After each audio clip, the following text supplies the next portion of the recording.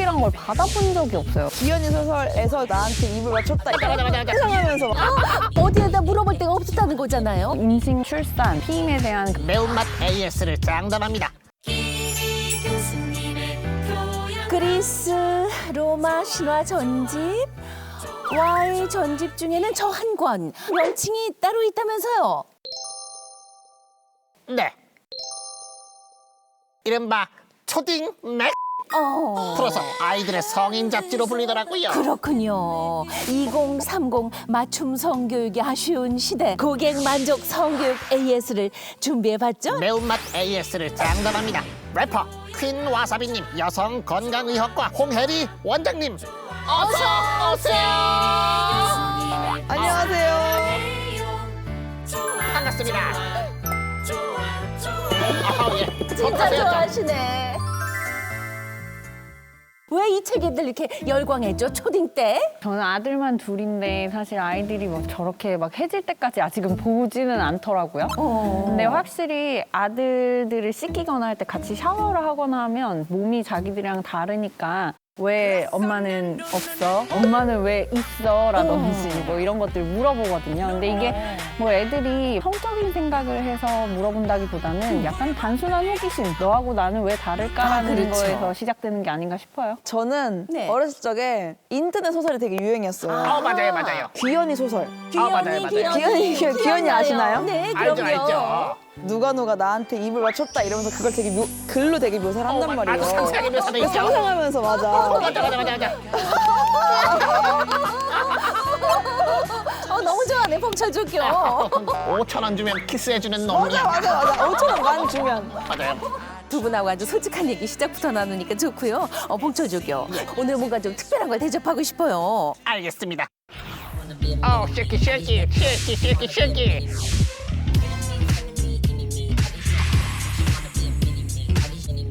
짠. 두 분 아주 분위기 내시네요. 어떻게 맛이 좀 괜찮아요? 죄송한데 이거를 완성이 된 음료수가 아니라 좀 타주신 것 같아요. 맞나요? 이 용액이 밑에 깔렸어. 이거 만들어주신 거라니까요. 저도 한번. 해드릴게요. 이야, 퀸와사비님 풀어진다. 확실한 그러네. 사람이야, 아주. 그죠? 아 이제야. 이제 괜찮으신가요? 이제야. 예. 본격적인 AS에 들어가기 전에 두 분은 각기 어떤 성교육을 받았는지 좀 여쭤볼까요? 학교에서 놀토가 있기 전에는 네. 그렇죠. 놀토가 요즘 놀토란 말을 모르는 사람도 많더라고요. 격주로 놀토가 있기 쉬었죠. 전에 토요일에는 아무튼 뭐가 있는 날이 있는데 그때 거기 성교육이 껴 있었어요. 그럼 그때 이제 어떻게 임신이 되는지 되게 생물학적으로 자료화면을 보면서 교육을 받았던 것 같아요. 그렇군요. 엄마가 성교육 만화책을 사주셨어요. 그게 지금도 그냥 루나의 일기인가 뭐 그런 거였는데 잘 가다가 중간에 딱 그 문제 화면이 나와요. 그러니까 그 뭐였냐면은 이제 남자의 성기가 여자의 성기 안에 들어가 있는 거를 그림으로 그려놨어요. 그게 어떻게 거기 들어가지 이 생각이 든 거예요. 초등학교 5학년 때. 네. 그래서 너무 놀라서 엄마한테 엄마 이리 와봐 이래서 진짜로 이렇게 되는 거야? 이랬는데 엄마가 네. 진짜 그렇게 되는 거야 이러면서. 그래서 그걸로 이제 처음으로 또 깨우쳤죠. 저는 사실은 성교육이란 걸 받아본 적이 없어요. 콘돔 씌워보는 교육 따위는 없이 실전을 바로 그래도 의대에서는 좀 잘 배우지 않나요? 의사라도 잘 몰라요. 이제 남자 의사들 얘기를 해보면 이제 생리도 뭔가 소변처럼 화장실에 가서 싸면 된다라는 얘기를 하는 분들도 있어요. 근데 와, 그거 너무 충격이다, 진짜 그거. 근데 저도 처음에는 이게 말이 돼라고 생각을 했다가 네. 생리 기간이 사실 우리 24시간 동안 그냥 피가 계속 질질질질 나오잖아요. 양으로 따지면 우유 한 팩 정도 하는 게 정상이다. 네. 여자인 형제가 있어도 네. 누나가 와서 막 사실은 내가 생리가 뭐 이렇게 줄줄 흐른다? 뭐 생리대를 대고 있어야 된다. 이런 얘기를 사실은 아무도 안 그렇죠. 해주니까 닭과 얘기하면 우리도 밤에 어떤 일이 있으면 몽정을 하는지 이런 걸 모르잖아요. 그렇죠. 근데 어떻게 그렇게 모를 수가 있어라고 얘기를 하기에는 우리나라가 안 가르쳐 주니까 아무도. 그러네요. 그럼 생각나시는 것 중에 가장 빠았던 성교육 무엇이었습니까?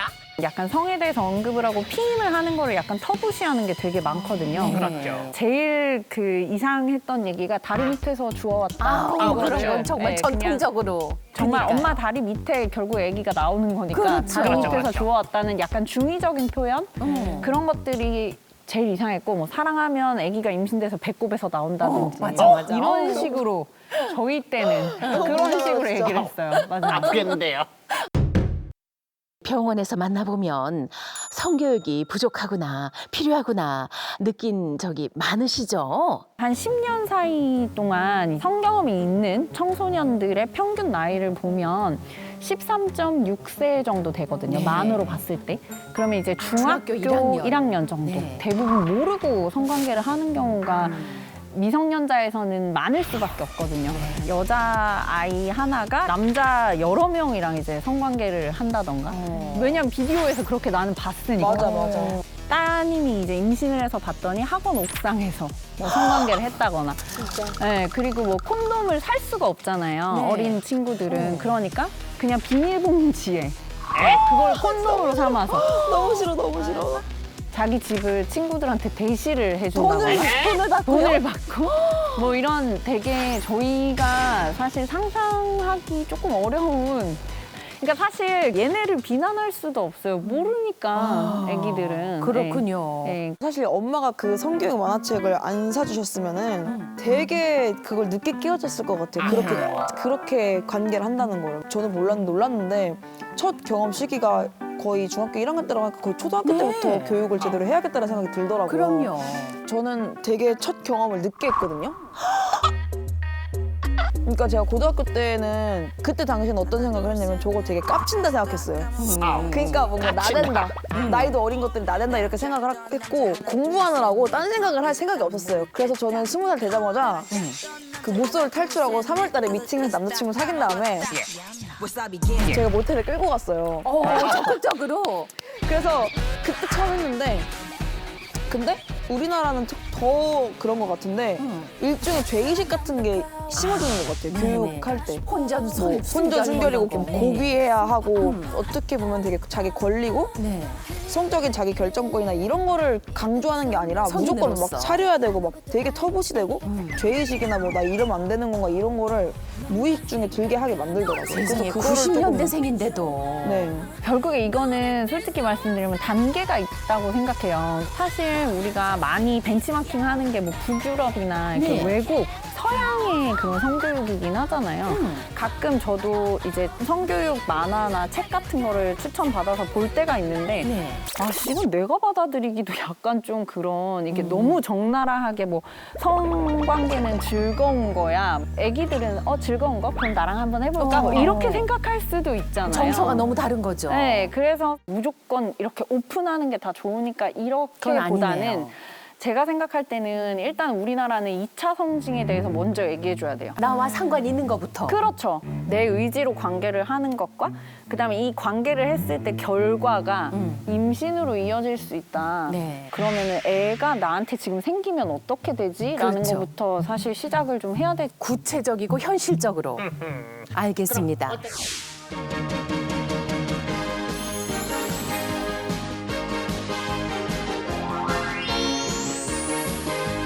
자, 먼저 딩대생 민모 학생의 질문입니다. 피임약 부작용이 걱정됩니다. 피임 어떻게 해야 할까요?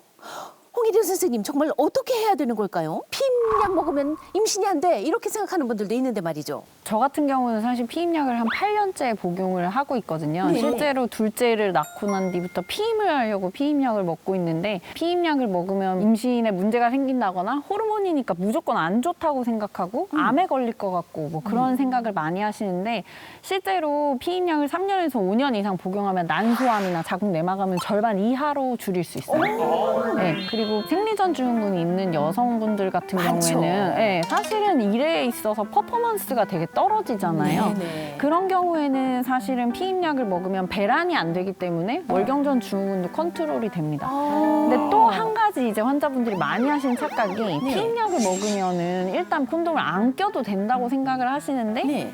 여러분들 콘돔을 왜 낀다고 생각하세요, 교수님은? 피임을 하기 위해서 끼는 거죠? 그러니까 네. 이렇게 생각하신 분들 많은데 사실 성병을 막기 위해서 끼는 겁니다. 아. 콘돔은 피임 실패율이 2% 정도인데요. 네. 만약에 피임약을 내가 먹으면 99.8% 피임이 되거든요. 네. 그러니까 사실 완벽한 피임을 위해서는 여자분이 일단 피임약이나 뭔가 다른 피임 도구를 하나 하고 너도 보호하고 나도 보호하기 위해서 사실 콘돔을 낀다고 생각하셔야 되고요. 이 말씀 들어보니까 우리가 코로나로부터 나와 상대를 보호하기 위해 서로 마스크를 쓰는 거하고 똑같네요. 맞아요. 그렇죠. 네네. 결국에는 이제 지금의 피임 교육 자체가 네. 굉장히 엉망이죠. 아직 엉망이에요. 맞아요. 네, 근데 많은 케이스에서 부모님들이 그런 교육을 누군가가 하면 그럼 우리한테 지금 나가서 하란 얘기야? 이렇게 받아들이시더라고요. 네. 그리고 뭔가 우리 애는 안 할 것 같다라는 생각을 하시는 게 부모들이 제일 큰 착각인 것 같아요. 저 같은 경우도 뭐 엄마한테 얘기 안 하고 그냥 몰래 우리가 다 하고 다니잖아요. 그러니까요. 어머니들이 가끔 애가 생리 안에서 왔어요 해서 임신 가능성 있냐고 대놓고 이제 물어볼 때가 있어요. 네. 그러면 이제 아이들이 당연히 아니라고 하는데 이렇게 초음파를 딱 들이대면 아기가 놀고 있고 이런 케이스가 너무 흔하거든요. 네. 실제로 많아요. 그런 경우가. 그럼요. 제대로 된 현실적인 성교육이 시급해 보이네요. 다음은 등대생 조모 학생의 질문입니다. 목욕탕에서 성병이 감염될 수 있다는 게 사실인가요? 친구 남편이 성병에 감염되었다는 사실을 듣고 유흥업소 출입 등을 의심했고 큰 싸움으로 번지게 됐는데 남편은 목욕탕을 자주 갔고 탕 내에서 감염이 된 거라고 주장했대요. 증거가 없어서 싸움은 일단락됐는데요. 이게 가능한가요? 아유 정말 궁금한 것들이 많고 그리고 어디에다 물어볼 데가 없었다는 거잖아요. 그렇죠. 그래서 특별한 코너를 좀 마련해 봤습니다. 딩대 닥터스 나와 주세요. 비뇨기과 전문의 손무영이라고 합니다. 딩동댕 대학교에서 도저히 커버할 수 없는 질문 내용을 제가 좀 이제 답변을 드리려고 이 자리에 좀 찾아왔습니다. 감염 경로는 결국에는 성관계입니다. 뭐 남성이 어디 정말로 대놓고 자기 성기를 바닥에 문대지 않는 이상 그런 균이 나한테 넘어올 일은 잘 없어요. 저는 그냥 성관계 말고는 없다고 봐야 되는데 이론적으로 남이 쓰던 거 내가 쓰고 막 문대면은 가능은 한데 그 정도가 아니라면은 사실은 핑계거리로 봐야 됩니다. 성병은 결국에는 핑퐁입니다. 남성과 여성 결국에는 왔다 갔다 하는 거예요. 세균성 성병들 뭐 유명한 거 있죠. 클라미디아, 인질 이런 것들 포함해서 트리코모나스, 매독이나 에이즈까지. HPV 같은 경우에는 자궁경부 암을 일으키기도 하고 남성분들에 있어서는 문지름이라든지 또 음경암까지도 일으킬 수가 있습니다. 여자분들뿐만 아니라 남자분들까지 HPV에 대한 예방 접종이 굉장히 많이 강조가 되고 있습니다. 가장 간단한 법은 콘돔입니다. 콘돔을 착용을 하고 예방 접종을 미리 완료를 해놓는 것으로 충분히 막을 수 있겠습니다. 넣고 흔들면 기분 좋은 줄 알았더니 남친은 지 혼자 만족합니다. 친구가 열정이 없다 이런 경우 보지 못했고요. 고등학생 아들들이 혹시나 사고를 칠까봐 정관 수술을 제때 안 찾아오면은 될 수가 있습니다.